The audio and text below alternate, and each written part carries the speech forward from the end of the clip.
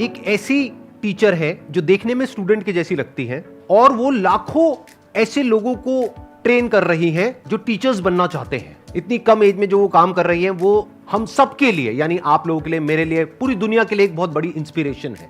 Let's give an energetic and warm welcome to the one and only Himanshi Singh.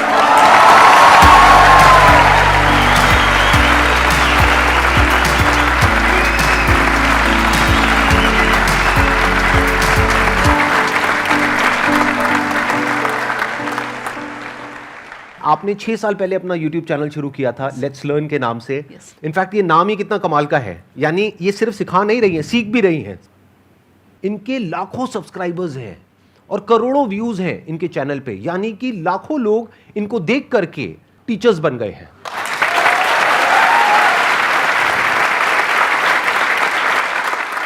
Thank you sir for having me here. और मैं 2-3 बातें हैं जो कहना चाहूँगी आपको। मैंने फर्स्ट टाइम आपको देखा था 2012 में, मेरे 10th के एग्ज़ाम्स हुए थे और 2012 10 साल पहले। उसके बाद मैंने आपका द अनस्टॉपेबल अटेंड किया था जो आपके बर्थडे पे हुआ था 27th आपने लाइव अटेंड किया था? राइट। ओह, मेरे को नहीं पता था, मतलब यू वर इन द आप त्यागराज स्टेडियम में वहाँ पे जो हुआ था वहाँ पे थे आप? बिल्कुल। आज सुबह मेरी सिस्टर ने भी यही कहा मुझे, 3 बजे हम मैसेज पे बात कर रहे थे, थोड़ा मैं काम कर रही थी, कि शी सेड के अच्छे से करना। और last time I heard Sandeep Maheshwari was in Thyagaraj with you, और नेक्स्ट टाइम भी मैं जब उनको देखूंगी, वो एक्चुअली यूट्यूब नहीं देखती हैं, बहुत कम देखते हैं, तो तेरे साथ ही देखूंगी, तो वीडियो का मेरे को इंतजार रहेगा। तो मतलब मुझे भी थोड़ा सा अच्छा लगा, वो टाइम बिल्कुल याद आया। आपने 2 बच्चों की स्टोरी सुनाई थी और यू सेड के उसको पता नहीं था कि वो कर नहीं सकता, ये उसे नहीं पता था। मतलब वो बहुत एक अपने आप में इंस्पिरेशनल था। मतलब मेरी लाइफ में ये चीज़ रहती है कि मेरी टीम में भी कोई बोलता है कि नहीं हो सकता या नहीं है, मैंने कहा नहीं क्यों बोलते हो छूटते ही, थोड़ा देखो हो जाएगा, तरीका तो होगा ही। तो बहुत इंस्पायर किया आपने सर, जो मुझे बहुत अच्छी क्वालिटी लगती है आपकी। थोड़ा सा बुद्धिजीवी होते हैं लोग तो टाइम के साथ उनको लगता है थोड़ा मुश्किल दो कुछ, मतलब भारी बातें, भारी किताबें या कुछ। आप बहुत ही मुश्किल बात को भी बहुत आसानी से समझा देते हैं सबको, वो मुझे बहुत अच्छी क्वालिटी लगती है आपकी, कि आप बहुत सिंपल तरीके से समझा देते हैं। Thank you so much. अब हम क्वेश्चन आंसर शुरू करें। मैम मेरा क्वेश्चन, पहले मैं बेस बताती हूँ कि मैं ऐसा क्यों पूछ रही हूँ, because I am also budding educational YouTuber like you are an inspiration to me. And मैं कल आप ही की वीडियो देख के आई हूँ जो अमन धतरवाल सर ने आपका इंटरव्यू लिया था, एंड मतलब okay I am excited. So the question is कि every YouTuber starts as a one man army, single handedly हम सब कुछ करते हैं, बट एक पॉइंट आता है जब you have to build a team, तो मुझे वो प्रोसेस समझना है that how does it happen, क्योंकि एकदम से आप पूरा एक लार्ज स्केल प्रोडक्शन, एक टीम नहीं ले सकते।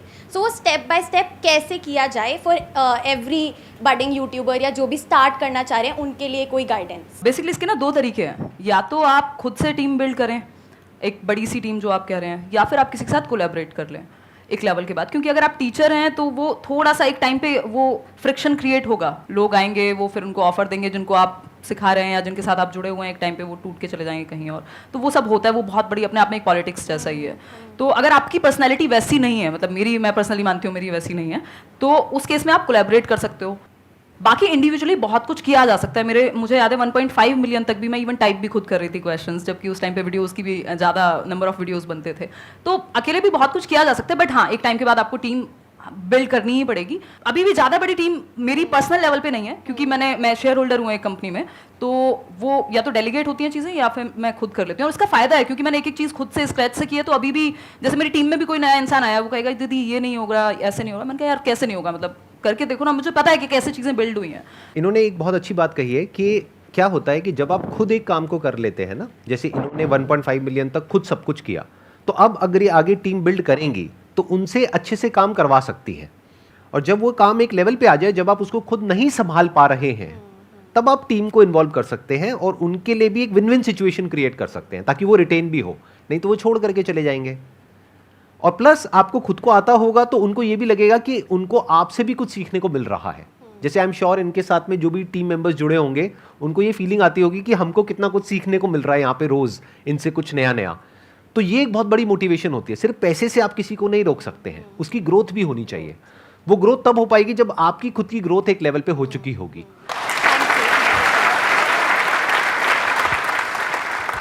सर मैं एक डिफेंस एस्पिरेंट हूँ और मैं सीडीएस टारगेट कर रहा हूँ।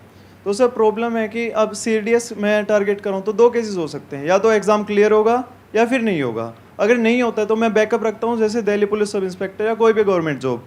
तो मैम अब मैं क्या करूँ, या तो CDSE सिर्फ टारगेट करूँ एक एग्ज़ाम, या फिर सारे में एग्जाम्स टारगेट करता चलूँ कि नहीं दिल्ली पुलिस भी देखूंगा, मैं CGL भी देखूंगा। तो क्या करना चाहिए मुझे इसके दो तरीके हो सकते हैं। एक तो ये हो सकता है कि आप जो कॉमन सब्जेक्ट्स होंगे, ये जैसे रीजनिंग है, मैथ्स है, ये हर जगह पे आते हैं, बिल्कुल। तो वो तो आपके एक ही जगह से तैयार हो जाएंगे। अगर आप CDS की भी, सिर्फ CDS की भी तैयारी कर रहे हैं, तब भी वो हो जाएंगे कवर। कुछ चीज़ें अलग होंगी। तो मुझे लगता है कि अगर आपके जो कॉमन सब्जेक्ट्स हैं उनको आप पैरेलली प्रिपेयर कर रहे हैं, और एक टाइम के बाद आपको लगता है पहले आप CDS पे ही फोकस रखिए, उसके बाद आपको लगता है कि CDS एक लेवल का तैयार है, तो जो बाकी एग्जाम्स भी, क्योंकि ऐसा नहीं है ना, हमारे हाथ में नहीं है कंट्रोल कि कब आएगा एग्जाम कौन सा, तो हम फिल तो सारे ही करेंगे, एटलीस्ट जो सेम कैटेगरी में हैं, आसपास के हैं। तो उस केस में जब आपने जो कॉमन सब्जेक्ट्स हैं वो पढ़ लिए होंगे, जो आपका मेन एग्जाम है, जो आपका प्लान है, जैसा कि आप कह रहे हैं, और उसके बाद जो बाकी बचे हुए कुछ सब्जेक्ट्स ही होंगे, थोड़ा बहुत ही चेंज होता है, वो आप जब वो एग्जाम आने वाला हो उस दौरान तैयार कर सकते हैं। तो दोनों चीजें हो जाएंगी। बट एक टाइम पे, मतलब एटलीस्ट 6 महीने 3 महीने तो आप एक एग्जाम को प्रॉपर दीजिए, ताकि एक लेवल आपका तैयार हो जाए कॉमन सब्जेक्ट्स का। बिल्कुल मैम। और सर सेकंड केस हो सकता है कि मैं क्लियर कर लूँ, तो देन सर मुझे SSB के लिए जाना होगा। SSB सर अब एक साइकोलॉजी टेस्ट होता है, पर्सनैलिटी टेस्ट। तो सर अब मैं अपनी पर्सनैलिटी एक ऑफिसर जैसे कैसे बना सकता हूँ, मैं कैसे अपना जो सोचने का तरीका है एक ऑफिसर जैसा कर सकता हूँ। आपको क्या करना है, ऐसे लोग जो वो बन चुके हैं, जो आप बनना चाहते हैं जिस भी फील्ड में हैं, उनके आपको इंटरव्यूज मिलेंगे ऑनलाइन। आप उनके इंटरव्यूज देखते चले जाइए। उसमें से भी कुछ ऐसे लोग होंगे जिनके जैसा आप बनना चाहते हैं, यानी कि वो आपका आइडल है। बिल्कुल तो सर। उनके इंटरव्यूज आप बार बार देखिए, 2 बार देखिए, 5 बार देखिए, 10 बार देखिए, 20 बार देखिए। तो क्या होगा, धीरे धीरे आपके बिहेवियर में वो चीज उतरने लग जाएगी और आप उन्हीं की तरह बिहेव करने लग जाएंगे। बिल्कुल sir. Right? Okay, thank you sir.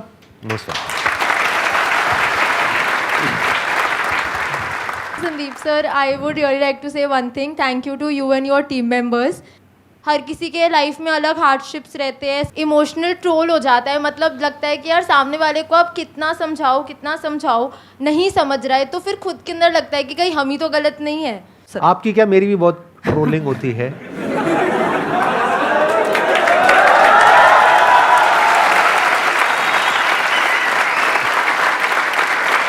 मेरा सिंपल सा इसमें आंसर ये है, लाइफ में हमसे गलती हो जाती है तो हाथ जोड़ करके सामने वाले से माफ़ी मांगो। अगर वो माफ़ कर दे तो बहुत बढ़िया है, अगर नहीं करता है तो आप खुद को माफ़ करो। खुद को कभी ब्लेम मत करो। माफ़ी मांगने से आप छोटे नहीं हो जाओगे, लेकिन खुद को ब्लेम नहीं करना है, क्योंकि गलती इंसान से होती है। हो गई आपसे गलती, यानी आपने कुछ करने की कोशिश करी और लोग आपको उल्टा बोल रहे हैं, तो आपको क्या करना है, ऐसे में आप कुछ मत बोलो किसी को भी, अपने काम को बोलने दो। अगर आपकी नीयत साफ है और आप अपने काम पे फोकस करते हो, और एक दिन ऐसा आता है जब आपका काम बोलने लग जाता है, तो अपने आप ही वो लोग जो आपको उल्टा बोल रहे हैं वो बोलना बंद कर देंगे। वो कब तक बोलेंगे, कभी तो सच सामने आएगा ना। एकदम। Thank you sir, thank you ma'am, thank you. मेरे जो पेरेंट्स हैं वो चाहते थे कि मैं गवर्नमेंट जॉब करूं, लेकिन मैं साइड बाय साइड अपना कंटेंट क्रिएशन का काम कर रही थी 1.5 साल से। लेकिन अब ऐसा पॉइंट आ गया है कि मैं उनको अब बताना चाह रही हूँ कि अब ये मैं करना चाहती हूँ। तो इसके अंदर पहली प्रॉब्लम यह है कि कन्विंस तो मैं जैसे तैसे कर दूँगी, लेकिन मुझे ये रिग्रेट आ रहा है कि उनकी मैं मतलब विशेज़ पूरी नहीं कर पा रही, तो उसका क्या करूँ। ये सिचुएशन ना, मतलब मुझे भी फेस करनी पड़ी थी एक टाइम में। मेरे फैमिली में सब टीचर्स ही हैं, गवर्नमेंट जॉब का पूरा है हल्ला एक तरह से। तो अभी आप किस स्टेज पे हैं ये उस पर भी डिपेंड करेगा कि आप अभी कैसे देख रहे हैं, आपको आगे तक का फ्यूचर कितना नज़र आ रहा है और कितना कॉन्फिडेंस है कि इस चीज़ में मतलब कर लोगे। देखो, इसमें 2 सिचुएशन हो सकती हैं। एक सिचुएशन ऐसी हो सकती है कि मैंने एक टाइम पे पापा को बोल दिया था कि मुझसे होगी नहीं जॉब ना, मैं 6 घंटे में खुश नहीं हो पाऊंगी, मतलब मैं कर ही नहीं पाऊंगी, मेरा दिमाग इतना एक्टिव रहता है अब कि मैं शायद वो उतनी शांत लाइफ नहीं हो पाएगी। तो या तो आपको अंदर से ये चीज़ लग रही हो कि यार यही करना है अब, तो मतलब आप जी भी नहीं पा रहे हो, मतलब आपको वो है अंदर से कि एग्जाम आ रहा है, बट आपका ध्यान उस चीज़ पे जो आप कर रहे हो एग्जैक्टली। तो अगर वो उस लेवल का है तो फिर तो देखो कन्विंस कर ही लेना चाहिए, और उनको बोल भी सकते हो, 1-2 साल का टाइम ले सकते हो। इसी लेवल का है, इसलिए कॉन्फिडेंस है, कर लूंगी convince। बिल्कुल, जब है तो फिर तो करके देख लो। और दूसरा, टाइम है, 1-2 साल में कौन सा दुनिया खत्म हो जाएगी, मतलब आप कर सकते हो बात। तो घर पे बात करो, थोड़ा सा, थोड़े दिन रहेगी, वो रहता है, सब जगह पे रहता है। और मतलब मैं वैसे कहती थी अपने दोस्तों में एक टाइम पे कि यार पैशन ना आपको समझ आता है, थोड़ा बहुत उनको आ जाएगा, बट उनको ना वो बाहरी मटेरियलिस्टिक चीज़ें या सोसाइटी की अगर हम बात कर रहे हैं या पेरेंट्स की भी कुछ हद तक, क्योंकि उनको आपकी सिक्योरिटी चाहिए, उनको ऐसा नहीं है कि आपसे कोई बहुत बड़ा पैसा चाहिए या कुछ, तो वो टाइम के साथ आ जाएगा अपने आप, फिर वो चीज़ अपने आप ही आपकी साइड लाइन हो जाएगी, आप खुद ही उनको भी आंसर मिल जाएगा। और इवन लास्ट ईयर भी आई थिंक वैकेंसी आई थी, तो मेरी मम्मी कह रही थी कि फॉर्म फिल कर दे, मैंने कहा मम्मी कैसी बातें करती हो और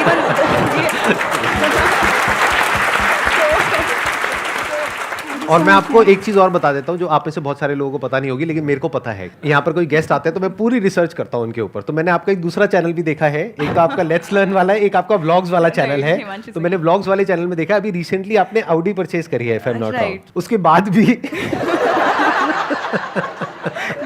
आप समझ पा रहे हैं ना? हाँ, तो इसलिए थोड़ा रिलैक्स रहिए, घर वालों को धीरे धीरे समझ आएगा। जब आपके पास 2-4 प्राइवेट जेट आ जाएंगे तब हो सकता है वो आपको भूलना बंद कर देंगे। तब तक सुनते रहिए, आराम से सुनते रहिए। साइड में आप तो है मोटिवेट करने को, जब साइड में मैं तो हुई, मैं तो साइड में ही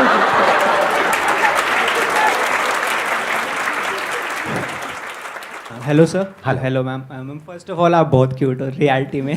थैंक यू मैम एक्चुअली मेरा सीटेट से कोई लेना देना नहीं है, मेरा कुछ नहीं, मैं सिविल सर्विस एस्पिरेंट हूँ और एलएलबी कर रहा हूँ साथ में, बट स्टिल मैं आपकी सारी वीडियोस देखता हूँ, संडे वार्ता से लेके व्लॉग्स वगैरह सब, मैम बहुत इंस्पिरेशन लगता है। मैम एक्चुअली मेरा क्वेश्चन ये था कि मैं सिविल सर्विस की प्रिपरेशन कर रहा हूँ, फर्स्ट अटैम्प्ट दे भी चुका हूँ बट नहीं हुआ था क्लियर, फिर साथ में मैंने एलएलबी ले लिया डीयू से, तो मेरे को लगा था कि मतलब बिजी रहना है, अपने आप को बिजी रखना है, नॉलेज गेन करनी है, तो मैंने इतनी चीज़ें मतलब ऐसे वो कर लिया, एक रायता फैला, ऐसे कह सकते हैं रायता सा फैल गया है, बट अब वो फोकस नहीं हो पाता है, वही इंस्टाग्राम पे रील स्क्रॉल कर रहे हैं। बेसिकली अगर वो मोटिवेशन कहा भी जाता है, जैसे मैं एजुकेशनल साइकोलॉजी भी डिस्कस करती हूँ कि नीड से आता है, तो अगर आपकी नीड वो वाली सच में बड़ी है तो आप तरीके ढूंढ लेंगे, वो मैनेज कर लेंगे। मतलब ऐसा नहीं है कि नहीं हो सकता या किया नहीं है लोगों ने। मेरे खुद के कुछ फ्रेंड्स हैं जिन लोगों ने सेम जो आप बता रहे हैं वही सिनेरियो रहा है, हालांकि इंडिविजुअल डिफरेंसेस हैं, कंपेयर नहीं कर सकते, बट ऐसा नहीं है कि नहीं किया जा सकता।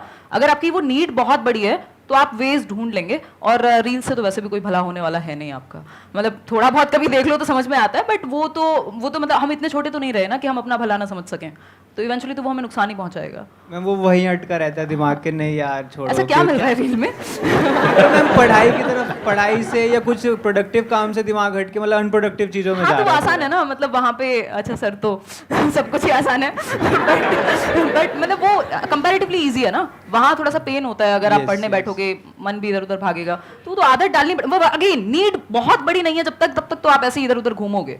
अगर वो नीड बहुत बड़ी हो जाएगी, जिस दिन आपको लगेगा कि ये चीज़ सच में इंपॉर्टेंट है, आप वेज ढूंढ लोगे, कुछ भी करके वो अपने आप उठ भी जाओगे, कर भी लोगे, पता नहीं क्या क्या कर लोगे। तो सारा खेल वही है, अगर सच में अंदर से उतनी उस लेवल की नीड ही नहीं है तो फिर खुद को भी धोखा मत दो और आसपास वालों को भी। मतलब सारा खेल उसी का है कि आप सच में कितना चाहते हो। Thank you ma'am, thank you.